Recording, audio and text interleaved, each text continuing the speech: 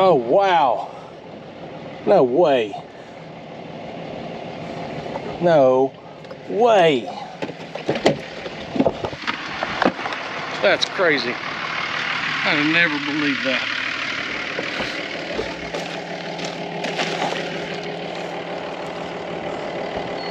That's over 100 yards away. This is crazy. Look at this piece right here. Look at that. See how hard it is to pull it out of the ground. Well, it wasn't bad, but look. And that's still 65, 70 yards. That was an explosion, I guarantee you. I'm gonna be picking up shrapnel for a while. No telling where else it's at. I just happened to see that. No, seen the first one because it's in the middle of the road. Wow, it's been a crazy couple of days around here. About the last week. Just storm after storm after storm. And I've seen it all over the country. Spread from Texas all the way up to the Great Lakes. It's just getting crazy weather right now. So Andrea called me yesterday and said, Houston, we got a problem. No, she didn't say Houston. She just said, we got a problem. She was out feeding the animals, and when she walked into the barn, she noticed that the Gallagher fence charger, which runs our whole farm, big charger, covers lots and lots of fence. Have no idea how many feet. I mean, because it's over 5,000 feet back to the back of this field, and we've got 3 lines of it that way, around several pig pens and all that. So there is thousands and thousands of feet of electric wire. That one charger runs it all. So when she called me, she said, it's not showing any voltage. It's not showing any amperage, like a short. That's actually something that they worked on the day before. There was a short somewhere. They kind of narrowed it down as out there in the pig pen, back there in the woods. So she was going to go look at that. And when she looked at see how bad the short was, it was just dashes. So I done a little troubleshooting with her over the phone. As you can see, there is 2 different ways we kind of tested it. And the way right here that shows 3 kilovolts, that's actually an alarm. And the only reason I know that, I called Gallagher and was doing some troubleshooting with them, and that's what they told me. So as you can see, it's not putting out any volts, any amps. When I got home, I looked at it and determined it needed to be sent back in. So on the back of it, it has a serial number, and that serial number showed that it was still in warranty. Yes, because that dude's well over $2,000. So anyway, I'd ask Andrea, I said, did you hear lightning anywhere close or anything? She said, oh yeah. It popped, and she said as soon as we saw it, we heard it sizzling all at the same time. So that right there told me it got hit by lightning. So after I'd looked it over, I determined it's gonna have to be sent in. I unhooked it, got it ready to ship off, and scrounged around and found another one, but it ain't big enough to run the whole farm. So our 2 solar chargers are in the very back. They're back there with the cows, which that's good. Hopefully they're testing them today to make sure they're still good. Should be, because that fence was not connected to this fence. So anyway, I scrounged around, found a small charger, went and put it on, and thought, heck, I'll kill out most of the fence that we're not using since we don't have the cows up here. But I still want to keep some voltage going over to the pigs. Because those pigs in the woods, we definitely don't need them getting out. So pretty much what animals is behind this electric fence for now is we've got the bulls, we got the pigs back in the woods, we got the mama sows and these pigs, which they're behind barbed wire. The hot wire ain't even for them. We got the Berkshires. I don't think they're messing with it. But then we got all the teenager pigs up in the front pen next to the highway, and definitely don't want to get them starting to get out without getting popped. So anyway, I was gonna come back here. We've got breakers throughout. A breaker there, that will kill everything down the center that way. Got a breaker over there, it's been pulled off the post. It kills everything going down that way to the pig pen, all that. So anyway, I come over here and was just gonna do some testing. And when I went to unpull this, I couldn't pull it out. It had ended up welding between these and that one in there. It was stuck. I mean, I really had to work at it and finally broke that loose. Then I come over to this one and seen it and gotten pulled off the post. Right here is where it was attached, and you can see it ripped it out. And I couldn't get it yesterday. I've already unplugged the hot wire, so I'm not gonna get shocked. I'm gonna see if I can open it up. So what it's done is arcing in between here and in this, bring you back up here, this piece of metal and these two pieces of metal, it arcs and kind of pretty much just welds it. So much voltage from lightning strike, just welds it all together. Look, it's Easter egg hunt. That's a big old goose egg. It ain't gonna do nothing, we don't have a male goose, so that one's not fertile. So I may be kind of jumping all over the place here, but after I tested that, I went and put that temporary charger on there. It's kind of working, but not the greatest. So I shipped off the Gallagher one to have it repaired. Andrea called me today while I was at work and said, hey, you know, I said, I think we got a lightning strike. She thought it had hit a tree over next to our electric fence. I said, well, that makes sense. That would probably go through the ground anyway. It hit it. Well, when she called me today, it was like, I definitely found it. No doubt at all. Wow. It blew a telephone pole to pieces. There is wood chunks scattered everywhere. So it wasn't a tree, it was actually a telephone power pole, whatever you want to call it, that we had repurposed, used it as a corner post in this section right here. So we got the cows over there. I'm in the pen with the all the sows and the breeders. She called me and said there's wood blown everywhere. Look at this. Okay, so I'm a good, I don't know, 40 feet from it.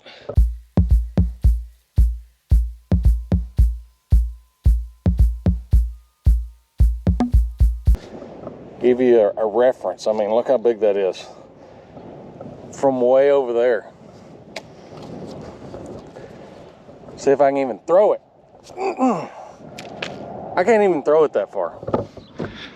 So it blew this pole to pieces, scattering it everywhere. And on top of that, our main fence is on this. So there's the insulator. It's touching the wire. Wow. Yeah. That thing. I'm telling you, look at that. There's the house, the greenhouse. Well, you can't see the house, it's on the other side of the greenhouse. But that's how close it was to our house. Look what else it did. So this is probably, oh yeah, look at them burn marks. That's crazy. It is just melted.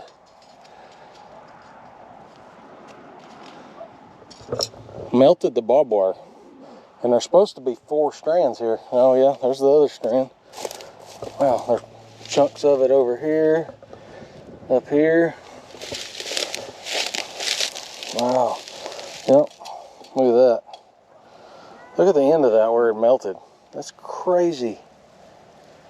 So this is probably how it directly hit the fence. Uh-oh. And it looks like it may have. Oh. I'll have to do some checking on that. This hot wire's loose. Wood over here, look at that. chunks of barbed wire over here. Wow. Well, found out where it was loose, or why it was loose, where our problem is. That's what I was trying to get out. And of course, should have known it, I just had my hands on it. So when it blew this off from up here, of course, now all that's slack. And that is something I've never seen before. Wow. So I guess that charge was so hot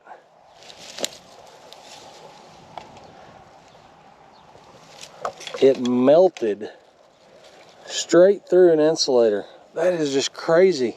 I'm really surprised it didn't just blow up the fence charger. I mean, it probably fried the internal circuit board in it. I'm surprised it don't look like a fence post. This is just, I've never seen anything like this. Of course, I've seen where it's hit trees, you know, and messed them up, but it exploded that post. So I'm gonna get that thing put back up, but before I do, I gotta go find a tensioner and loosen it off and figure out how to get this. Might have to put another one in there, take that one, throw it away. I don't see anything I could repurpose it for, and I don't want to put it out there and think it's good and it's not. Alright, got her back together. Still gotta put that on there. It was twisted on there last time, but I'm going to I'm just gonna put a split bolt on there. That's what I did there. I had to put a new one of these, of course, you've seen that. So I just cut this. I didn't have my crimpers. I got my high dollar bucket, but I didn't bring my crimpers with it. So I do got some split bolts, so I just split bolt that, tightened it up, and it's gonna hold. I'll put another split bolt in this. All that's doing is getting my power from my breaker. I had to put a new breaker up there. All right, so this is back where the main wire is, halfway back through the cow field. And this thing will not open.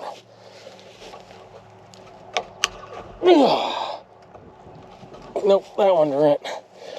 Oh, take these screws out and replace it, I guess. Man, that's just crazy. All right, so you can see those didn't go very far in there. They keep pulling out, so take that. They keep it for parts. Because you know I don't throw nothing away. And look how easy that it's supposed to open. Screw in there, we'll leave that one in there. I mean, they're supposed to be like that. That one has to be welded internally.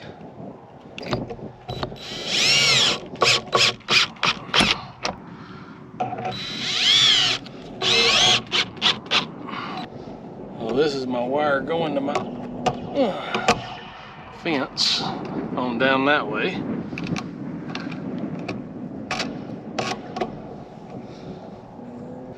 All right, this one here, we'll take that off. Oh, that's a little bit loose. Okay.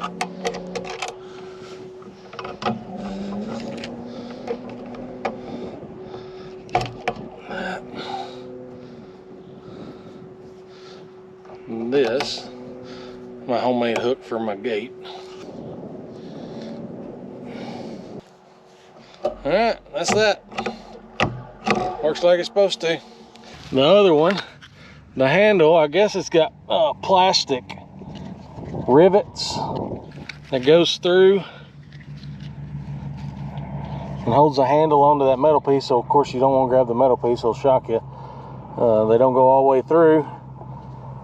It's got holes through there. I may try to make something up, make it work, but it broke that and I ain't got nothing right now.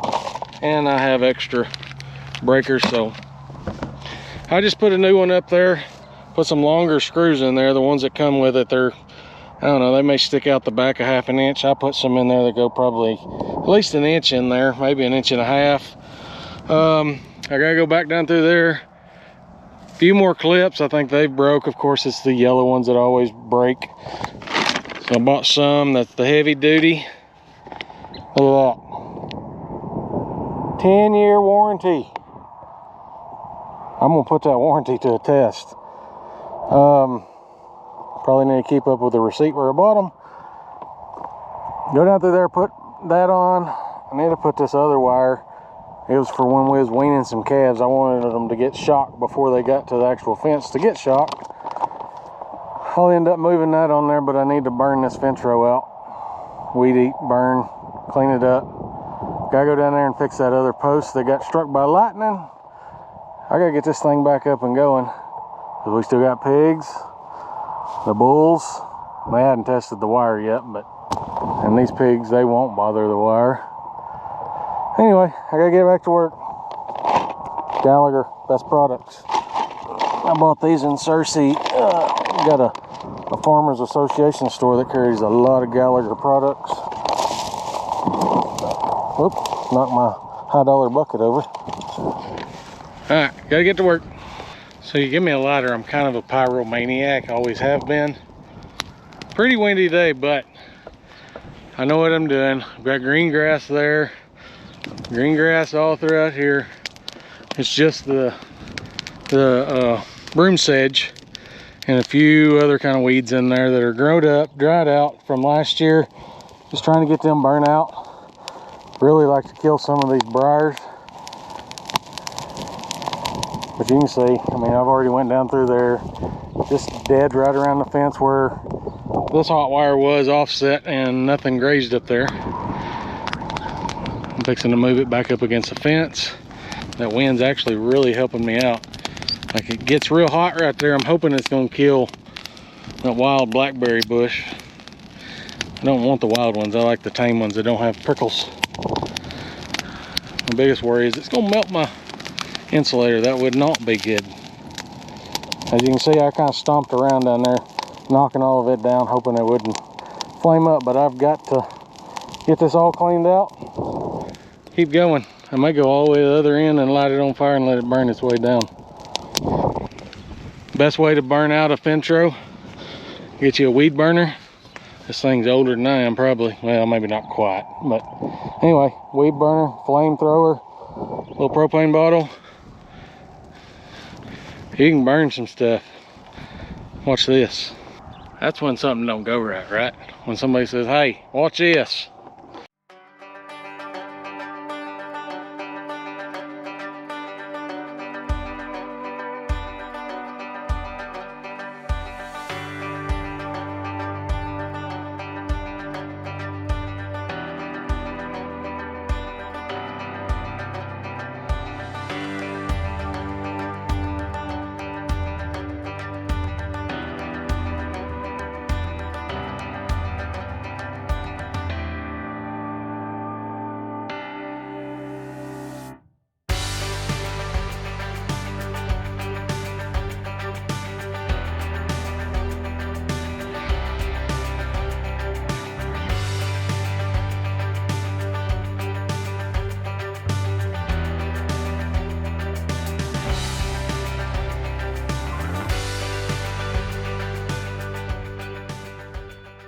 That definitely didn't take very long. What was that? Been recording for 5 minutes exactly. I guess that's called a fried egg in the shell now. You know, I gotta see. It's warm. Ain't that warm though. Nope. Didn't do nothing. Still runny. Like I said, that wasn't fertile. So this right here is shoal beet. Weed eating this whole thing. And a lot funner too. Pretty clean. Got a little bit of trash in it. Like stuff like this. Just go through there and break it off. I think I'm gonna move that hot wire. I'm gonna move this one. Oops. That got a little hot there. I didn't notice that. I wish I'd seen that. All right, so I got a lot more work to do. I wish I could give you some advice on that, but something that direct, lightning arresters, diverters, different things like that. Well, I understand it. That's not going to protect your equipment, your charger, your wires, your insulators, your breakers. There's just too much high voltage on a lightning strike. It's unreal. I've heard it before. I don't retain that, but anyway, sometimes you're gonna have to replace it. That's the first time we've ever been hit. I'm gonna look into to different arresters and things like that that maybe would divert it. Some people would say, well, your poles are sticking up too high. I used to think that. I used to think, oh man, if I'm on top of something, I'm closer to the sky and likelier to get struck.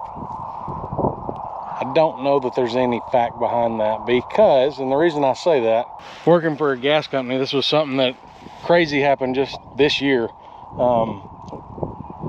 One of these storms came through and struck one of our signposts that marked our pipeline. And in doing that, it went down the post and arced and blew a hole in the side of the line. We had a little fire going. It's kind of neat.